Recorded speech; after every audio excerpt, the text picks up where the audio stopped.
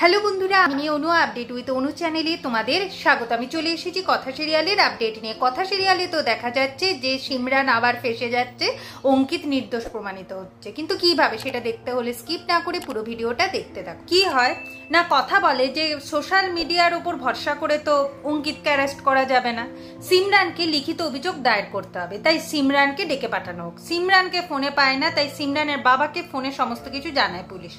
এরপর সিমরানের বাবা সিমরানকে নিয়ে থানায় আসছে। অন্যদিকে এখন উনি মা আনন্দির কাছে গিয়ে বলে, আমি তো তোমার কাছে কিছুই চাইনি, নিষ্ঠা ভরে শুধু তোমায় পুজো করি, আর অঙ্কিত বাবুকে তুমি আজকে বাঁচিও, এই বিপদের হাত থেকে তোমাকে যে মুক্ত করতেই হবে মা, তুমি আমার কথা শুনবে তো? ঠিক সেই সময় কথা ওখানে আসে আর বলে, জুনি তুই পারবি অঙ্কিত দাকে বাঁচাতে।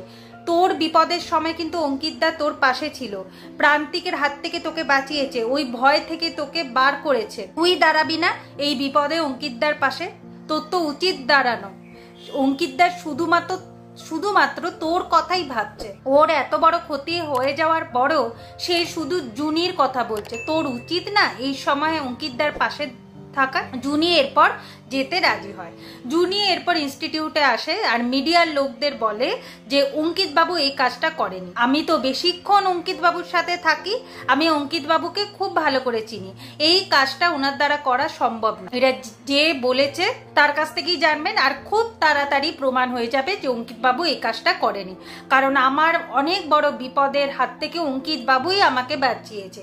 অঙ্কিত বাবুর মতো সৎ মানুষ হয় না, যেটা অঙ্কিত শুনে ভাবে যে জুনি তুমি আমাকে এত বিশ্বাস করো। এইদিকে সিমরান থানায় আসে।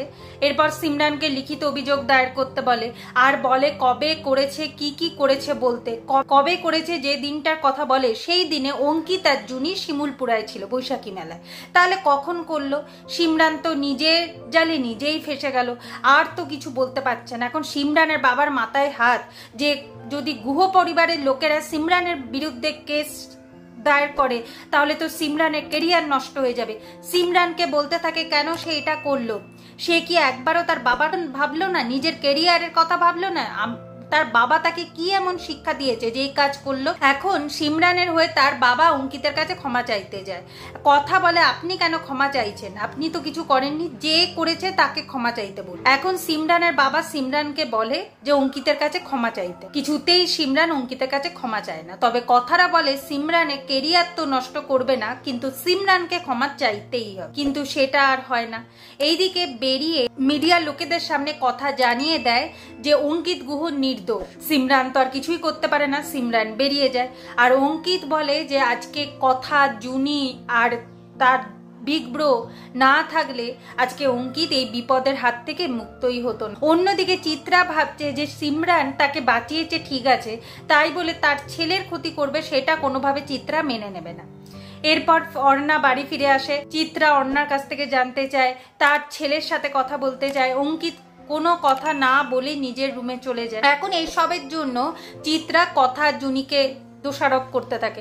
কথা বলে, তুমি ভুল করছো মেজমা, নিজের বাড়ির লোকেদের বিশ্বাস করতে শেখো। এইভাবেই আজকের পর্বটা শেষ হয়ে যাচ্ছে। আশা করি আজকের পর্বটা তোমাদের ভালো লাগবে। ভিডিওটা ভালো লাগলে লাইক, শেয়ার ও সাবস্ক্রাইব করে দিও।